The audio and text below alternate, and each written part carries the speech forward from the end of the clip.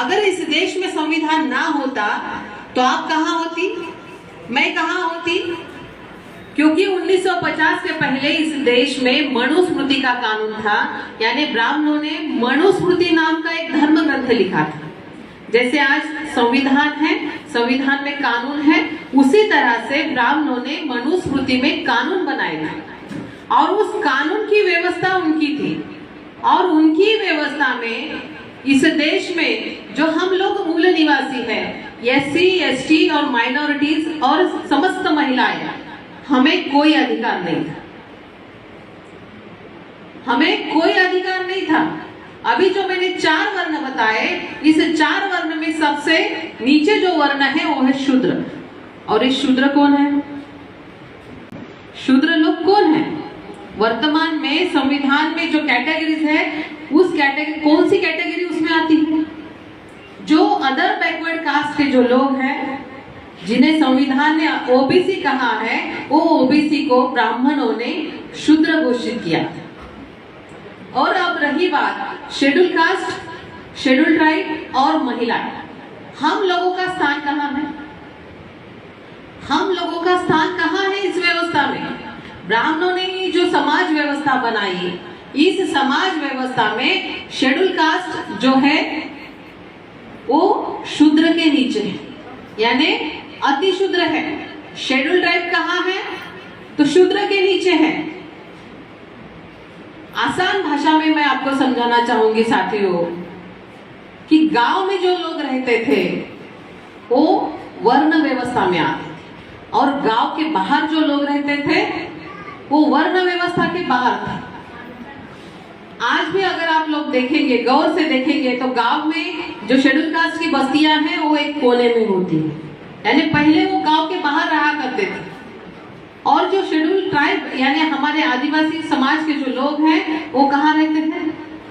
कहाँ रहते थे? जंगल में रहते थे। आप लोगों को समझ रहा है? हिंदी समझ रहा है ना? ओके। तो जंगल में रहते थे, यानी इस देश की ब्राह्मणवादी व्यवस्था ने हमारे लोगों को इतना मजबूर किया कि गांव में भी नहीं रहने देते थे। तो ये व्यवस्था को पहले समझना है, क्योंकि ये जो व्यवस्था है ये खड़ी व्यवस्था है। मैंने आपको समझाया कि ये स्टैंडिंग सिस्टम है, यानी खड़ी व्यवस्था है। इस खड़ी व्यवस्था को हमें आड़ी व्यवस्था बनानी है, यानी आड़ी व्यवस्था बनानी है मतलब हम समानता की व्यवस्था लाना चाहते हैं, बराबरी की व्यवस्था लाना चाहते हैं। इसीलिए सबसे पहले व्यवस्था को समझना होगा। तो साथियों, शेड्यूल कास्ट और शेड्यूल ट्राइब कहाँ है? तो वर्ण व्यवस्था के बाहर है। और ये जो हम सभी महिलाएं हैं, समस्त महिलाएं, चाहे वो ब्राह्मण हो, चाहे क्षत्रिय, वैश्य या शूद्र, सभी वर्ण की जो महिलाएं हैं, इन महिलाओं को कहाँ रखा गया था? तो जो अति शूद्र है, अति शूद्र के नीचे रखा गया था। यानी महिलाओं का समाज में कोई स्थान नहीं था, महिलाओं को कोई मान सम्मान नहीं मिलता था। जबकि हमारी महिलाएं प्राचीन काल में अगर देखते हैं, सिंधु घाटी सभ्यता में अगर हम देखते हैं, तो महिलाएं इस देश को चलाने वाली महिला थी, परिवार संभालती थी, गांव चलाती थी, देश को संभालती थी। ऐसी महिलाएं जो लड़ाकू थी, उन महिलाओं को कहाँ रखा ब्राह्मणों ने? अति शूद्र के नीचे, समाज व्यवस्था के बाहर रखा। ऐसा क्यों किया गया? क्योंकि हमारी महिलाएं लड़ाकू थी और ब्राह्मण जो आए थे, ब्राह्मण इस देश के नहीं है, वो विदेश से हमारे देश में आए और आते वक्त केवल पुरुष आए थे, केवल पुरुष आए थे, उनके साथ कोई महिलाएं नहीं थी। और उन्होंने इस देश को गौर से देखा, इसका अभ्यास किया और उन्होंने षड्यंत्र के तहत महिलाओं को गुलाम बनाया। उन्होंने सोचा कि जब तक इस देश की ये महिलाएं गुलाम नहीं हो जाती, तब तक इस देश को गुलाम बनाना मुश्किल है। और तब से लेकर, यानी हजारों साल से लेकर आज तक हमारी महिलाएं ब्राह्मणवादी व्यवस्था को ढो रही है। ब्राह्मणवादी व्यवस्था को सबसे ज्यादा ढोने का काम हमारी महिलाएं कर रही है। हमारी महिलाओं को अनेक परंपरा, रूढ़ी, प्रथा, कर्मकांड, इसमें उन्होंने गुलाम बना के रखा है। जो पंडित बोलेगा वो हमारी महिलाएं करती हैं। इस तरह से पूजा पाठ करना है, महिलाएं करती है। इस तरह से त्योहार मनाना है, महिलाएं करती है। यानी महिलाएं ही इसके लिए ज्यादा जिम्मेदार है। और इसीलिए हमारे महापुरुषों ने जो आंदोलन चलाया वो आंदोलन महिला केंद्रित था, क्योंकि ब्राह्मणवादी व्यवस्था में महिला केंद्रित गुलामी है और महिला केंद्रित गुलामी को अगर खत्म करना है तो महिला केंद्रित ही आजादी का आंदोलन चलाना पड़ेगा।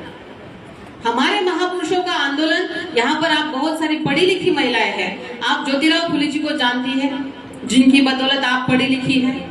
मैं यहाँ पर एडवोकेट आपके सामने खड़ी हूँ।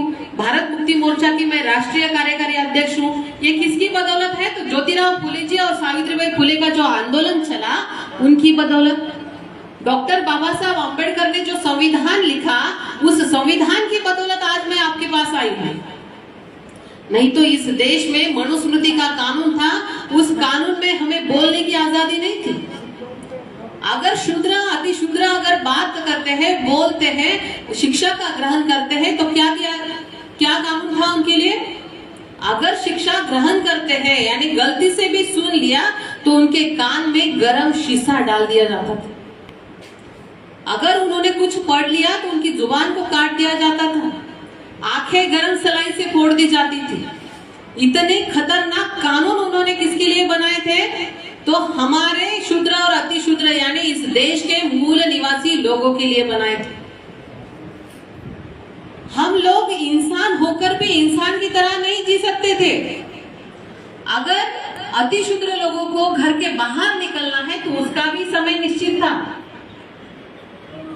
हम लोग सुबह और शाम को घर के बाहर नहीं निकल सकते थे। कानून देखिए कितने खतरनाक हैं। जानवर भी घर के बाहर निकल सकते थे लेकिन इंसान भी घर के बाहर नहीं निकल सकते थे। सुबह और शाम को अगर हम घर के बाहर निकलते तो क्या होता? सूरज की जो किरणें हैं वो तिरछी होती, परछाई लंबी पड़ती है और दोपहर में कड़कती धूप में हमारी परछाई कहाँ होती है? पैरों के नीचे। यानी हमारी परछाई उनके ऊपर ना गिरे, उनके घर पर उन लोगों पर ना गिरे और वो लोग अपवित्र ना बने। इसके लिए उन्होंने कानून बनाया था कि आपको घर के बाहर निकलना है तो कड़कती धूप में, दोपहर में आपको निकलना है। यानी जानवर जो गाय है, भैंस है, बैल, कुत्ता, बिल्ली, जो भी सुअर गांव में घूमते हैं वो सब सुबह शाम निकल सकते थे। लेकिन हम इंसान होकर भी हमें निकलने की आजादी नहीं थी। इतने खतरनाक तरीके से उन्होंने हमें गुलाम बना के रखा था। तो साथियों, आज वर्तमान में जो घटनाएं घटित हो रही है उन घटनाओं को हमें समझना है। और ये किसकी बदौलत है? तो इस देश में जो ब्राह्मणवादी व्यवस्था, उस ब्राह्मणवादी व्यवस्था के तहत हो रहा है। और केवल आपके पश्चिम बंगाल में ही नहीं, तो मणिपुर तो आपसे सटा हुआ है। मणिपुर राज्य जो है वो आपको पता है वहां का वीडियो कितना वायरल हुआ था। 2 आदिवासी समुदाय, कुकी और मते, 2 आदिवासी समुदायों के बीच झगड़ा लगाया और उसका परिणाम महिलाओं को निर्वस्त्र करके उनका जुलूस निकाला गया। यानी पीड़ित कौन होता है? जब भी कोई दंगा फसाद होता है तो महिलाएं पीड़ित होती हैं। और हमारे देश का मणिपुर एक राज्य है और उस मणिपुर राज्य जल रहा था। मणिपुर राज्य में क्या हो रहा है किसी को पता नहीं है, पूरे देश में खबर नहीं, क्योंकि इंटरनेट की सेवाएं बंद की थी, मीडिया चुप था, क्योंकि व्यवस्था उनकी है। क्या दिखाना है क्या नहीं दिखाना है ये वो लोग तय करते हैं। पूरी दुनिया के सामने हमारे देश की गर्दन शर्म से झुक गई। हमारी खून की बहन थी, उसे निर्वस्त्र करके घुमाया गया, बोलने में भी शर्म आती। और ये किसके इशारे पर हुआ? तो आरएसएस के इशारे पर हुआ। यानी दोनों आदिवासी मारे कौन गए? कुकी और मते, दोनों जो समूह थे, दोनों समूह के लोग मारे गए, यानी हमारे लोग मारे गए। तो यही काम इस देश की व्यवस्था करती है। आज के जो प्रधानमंत्री है नरेंद्र मोदी, गुजरात में मुख्यमंत्री थे नरेंद्र मोदी, तब वहां पर गोधरा हत्याकांड हुआ था। उसमें बहुत सारे लोग मारे गए और उसमें पीड़िता जो थी बिल्किस बानो नाम की, वो महिला 6 से 7 महीने की प्रेग्नेंट थी। उसके साथ 12 से 13 ब्राह्मणों ने बलात्कार किया। इसीलिए मैं कह रही हूँ कि केवल आपके वेस्ट बंगाल में नहीं तो ऑल ओवर इंडिया में हो रहा है। मनीषा वाल्मीकि उत्तर प्रदेश की 16-17 साल की बच्ची है, उसके साथ अन्याय अत्याचार हुआ, रातों रात रॉकेल डालकर उसे जला दिया गया, मार दिया गया। उसके माँ बाप को उसका चेहरा भी नहीं देखने दिया। घर के जो दरवाजे हैं उसकी कुंडियां पुलिस ने बाहर से बंद की। तो ये इतना खतरनाक मामला हो रहा है, केवल ये कुछ ही राज्यों में नहीं तो ऑल ओवर इंडिया में हो रहा है। आसिफा नाम की एक छोटी 6 साल की बच्ची, अब दूर की घटना नहीं तो अभी मुंबई में एक कांड हुआ, बदलापुर में स्कूल में जाने वाली बच्ची के साथ रेप हुआ, वो बच्ची अभी मर गई। अभी इस महीने की, इसके पहले की एक घटना है, एक विवाहित महिला है जिसकी शादी हुई थी, घर में झगड़ा हुआ पति से, मंदिर में गई, रूठकर मंदिर में जाके बैठी तो वहां पुजारी जो है, पुजारी मंदिर में कौन होता है? ब्राह्मण होता है। तो उस पुजारी ने महिला को पहले खाना पीना दिया, बाद में दोपहर की चाय दी, चाय में नशे की दवा डाली और उसके साथ बलात्कार किया, उसे मार दिया और मंदिर के पीछे जो जंगल था वहां पर फेंक दिया। ये घटनाएं हर दिन हो रही है साथियों। इस देश में हर 15वें मिनट पर महिला के साथ अन्याय अत्याचार होता है, ये सरकारी आंकड़ा है। इससे ज्यादा भी हो सकता है लेकिन कम नहीं हो सकता।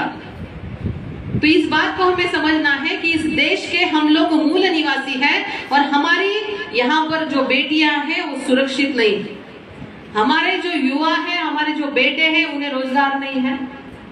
हमारे बच्चों की शिक्षा को खत्म किया जा रहा है, यानी षड्यंत्र के तहत ये सब कुछ हो रहा है। हमारे महापुरुषों ने आंदोलन चलाया, हमें शिक्षा देने का आंदोलन चलाया और आज क्या हो रहा है? हमारी शिक्षा को खत्म किया जा रहा है। सरकारी स्कूल्स को बंद करने का षड्यंत्र हो रहा है। जिस सरकारी स्कूल में आप और हम पढ़े वो सरकारी स्कूल बंद किया जा रहा है। हमारे महाराष्ट्र का जो पुणे जिला है वहां पर एक प्रयोग किया जा रहा है सरकार द्वारा, समूह स्कूल का, यानी क्लस्टर स्कूल्स, वहां पर वो लोग प्रयोग कर रहे हैं। यानी 15 जो स्कूल है, 15 स्कूल का एक ही स्कूल, तो 15 गांव के जो बच्चे हैं वो क्या स्कूल में आ सकते हैं? हर एक के पास पैसे होते हैं आने जाने के, यानी जो नौकरी कर रहे हैं उनकी भी नौकरी जाएगी, जो बच्चे वहां पर शिक्षा ले रहे हैं उनकी भी शिक्षा खत्म। इस तरह से षड्यंत्र के साथ हमारे लोगों के साथ ये किया जा रहा है। तो इस बात को हमें समझना होगा। आज वो लोग सत्ता में बैठे हैं और सत्ता उनके हाथ में है, इसलिए नए नए कानून बना रहे हैं। किसानों के लिए काले कानून उन्होंने लॉकडाउन में बनाए, अभी SC ST का रिजर्वेशन खत्म कर रहे हैं, यानी हर एक को पीट रहे हैं, हर एक की पिटाई हो रही है। तो हमें ये समझना है कि अगर हम लोग अलग अलग लड़ेंगे, SC यानी शेड्यूल कास्ट के लोग अलग लड़ेंगे, शेड्यूल ट्राइब के लोग अलग, माइनॉरिटीज के अलग, OBC के अलग, ऐसे अलग अलग अगर लड़ेंगे तो हर एक की पिटाई निश्चित होगी और हमारे हक अधिकार छीने जाएंगे।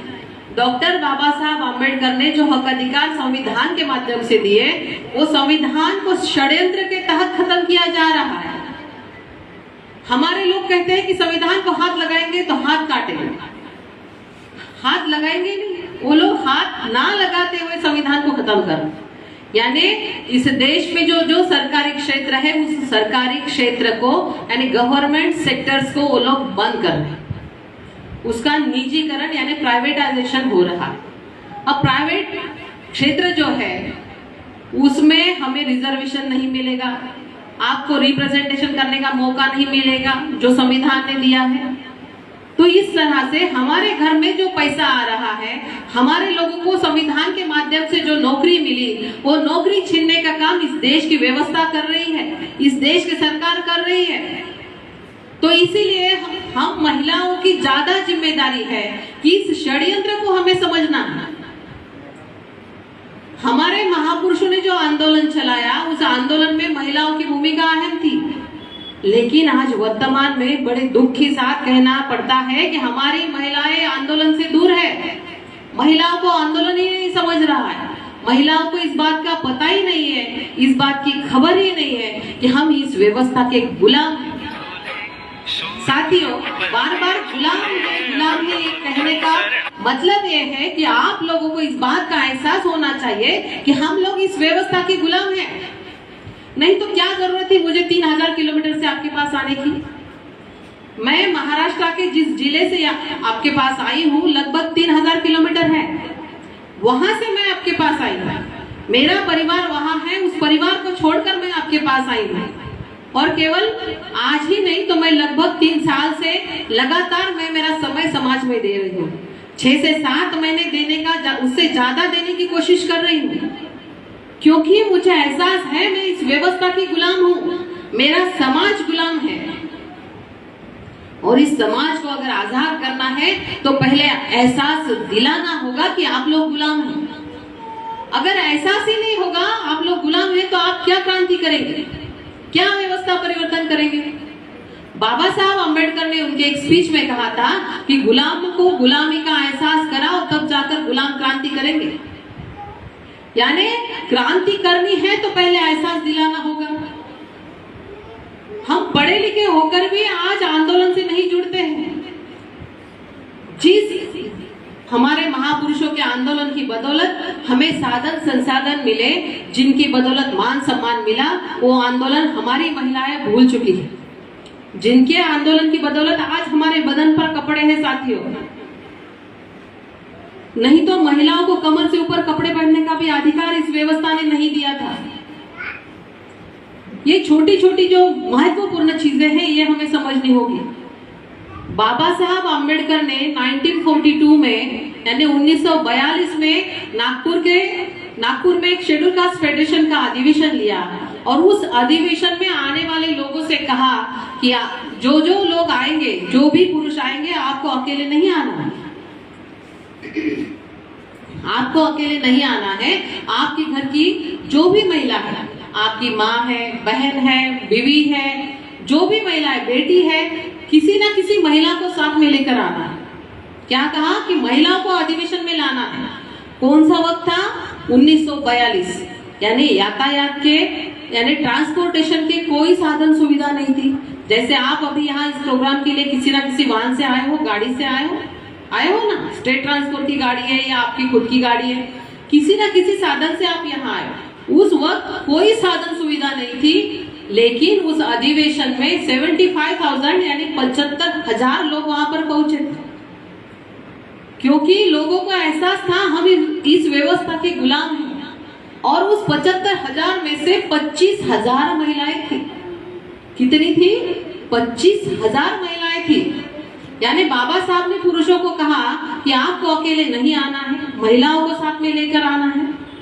तो कितने पुरुषों ने बाबा साहब की बात को माना? 25,000 महिलाएं गई, यानी 25,000 पुरुषों ने बाबा साहब की बात को माना। टोटल कितने पुरुष गए थे? 50,000। 50,000 में से 25,000 पुरुषों ने बाबा साहब की बात को माना और 25,000 पुरुषों ने बाबा साहब की बात को नहीं माना। इसीलिए हमारे महापुरुषों का आंदोलन अधूरा रहा।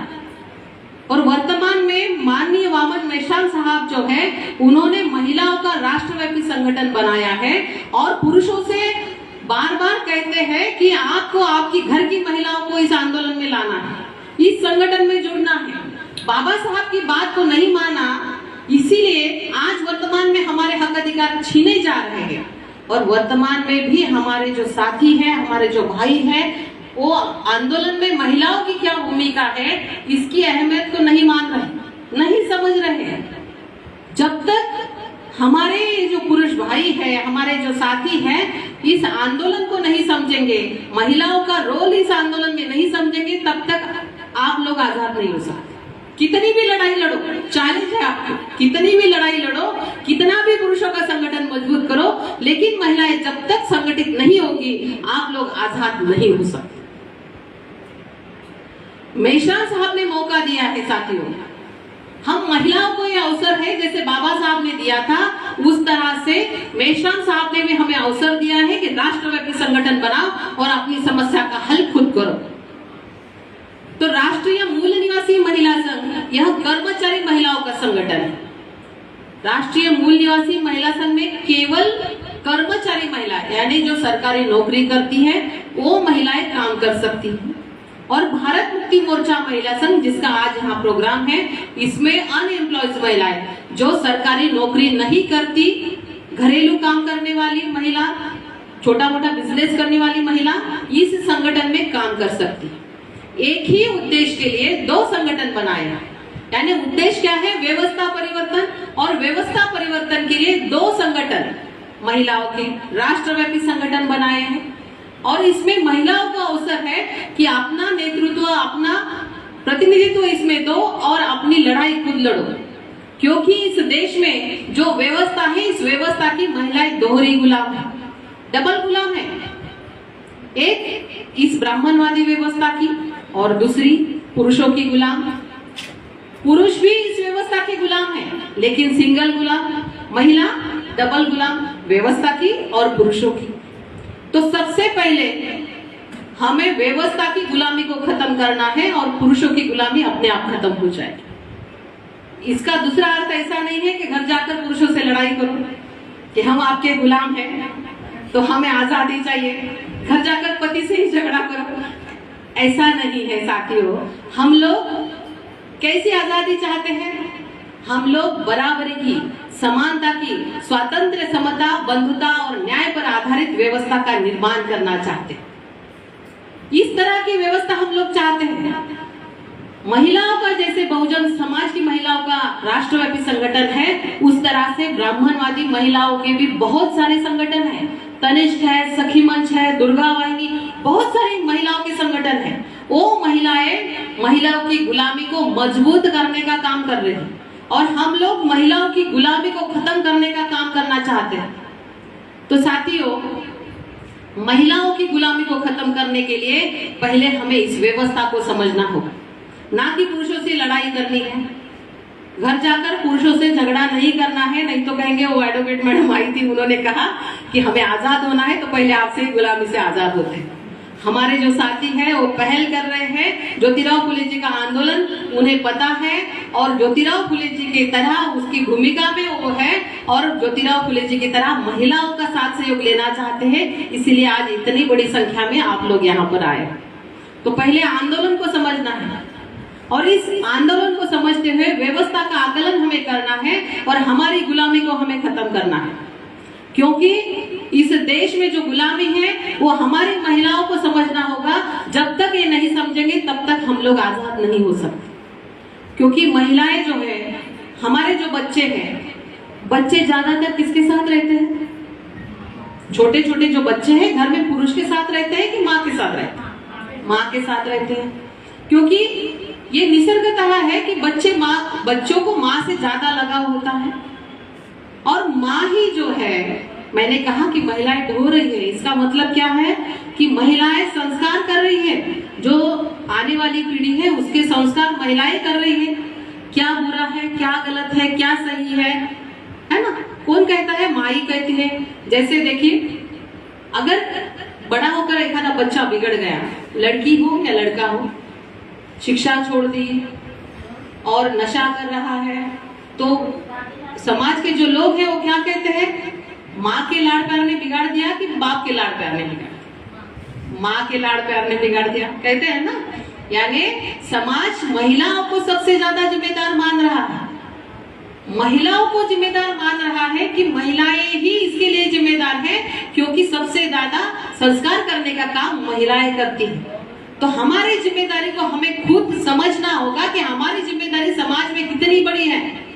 अगर महिलाएं ठान लेंगी तो महिलाएं ऐसे ही इस व्यवस्था को खत्म कर सकती है, लेकिन उसके लिए क्या करना होगा? तो हमें समाज में जाना होगा। पहले हमें समझना है और समाज में जाना है। समाज में जाकर अपनी जो समाज की महिलाएं हैं उन्हें जागृत करना है। बाम सिंह की विचारधारा कोई अलग विचारधारा नहीं है। जो महापुरुषों की विचारधारा है, जो उनका आंदोलन है, वही हम लोग चला रहे हैं और हमारी जिम्मेदारी को हमें निभाना है, क्योंकि आंदोलन की बदौलत हमें सब कुछ मिला। अच्छा गहना मिला, अच्छे साड़ी मिली, अच्छे कपड़े मिले, अच्छा घर मिला, अच्छी गाड़ी मिली। अगर ये सब कुछ हमारे बच्चों के लिए हम लोग नहीं बचा पाएंगे तो बच्चे क्या करेंगे? हमारे जाने के बाद या हमारे रहते ही हमको गालियां देंगे कि आप लोगों ने अच्छा खाया पिया, अच्छा कपड़ा पहना, अच्छे घर में रहे, सब कुछ लिया और हमारे लिए कुछ भी बचा के नहीं रखा। हमारे नाम से गालियां देंगे। तो यहाँ बैठी हुई आप जो मेरी बहनें हैं, क्या आप चाहेंगे हमारे बच्चे हमको गालियां दें? कोई महिला ऐसे नहीं चाहेंगे कि हमारे बच्चे हमको गालियां दें। तो उनके हक अधिकार बचाने की जिम्मेदारी हमारी है। केवल बच्चों को जन्म देकर हमारी जिम्मेदारी खत्म नहीं होती। साथी, हमारे महानायिकाओं को याद करो। जो सावित्रीबाई फुले जी है, उनकी बदौलत आज हम लोग यहाँ पर हैं। नहीं तो घर की दहलीज के अंदर आप भी चूल्हा चौका करती होती, बच्चे संभालती होती और मैं भी वही करती। लेकिन उन्होंने आंदोलन चलाया, उन्होंने इस व्यवस्था का कड़ा विरोध किया।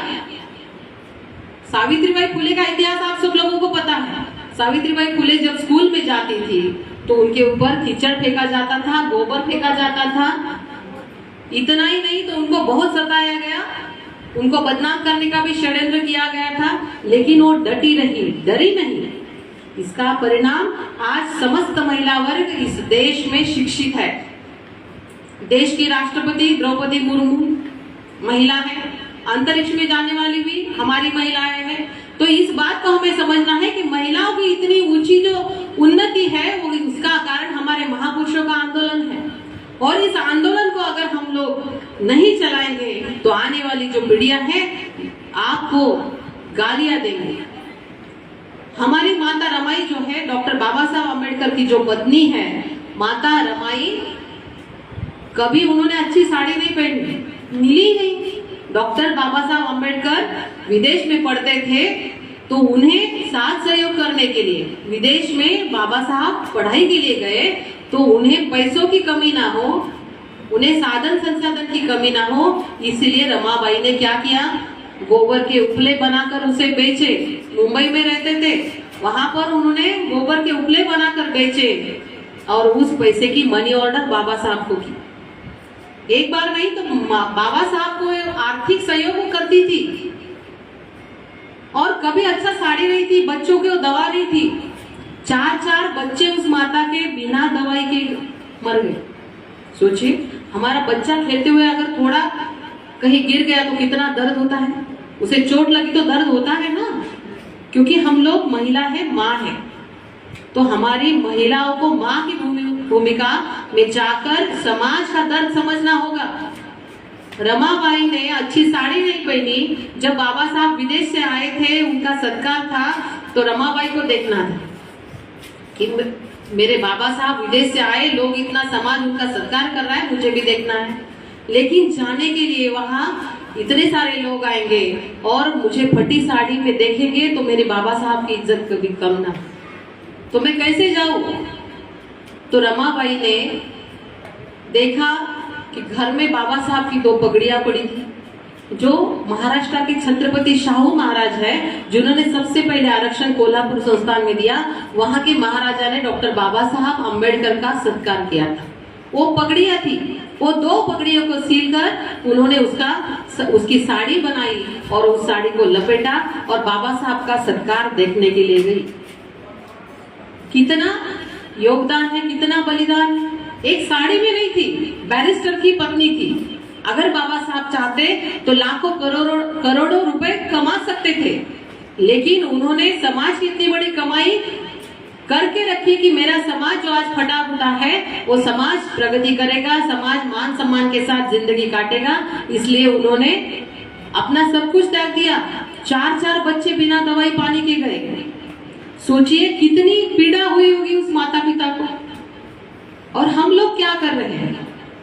हम लोग आज उनके बदौलत हमें सब कुछ मिला है, तो हम लोग क्या कर रहे हैं? हम लोग साड़ी माड़ी गाड़ी में मशगूल है, हमारा परिवार संभाल रहे हैं।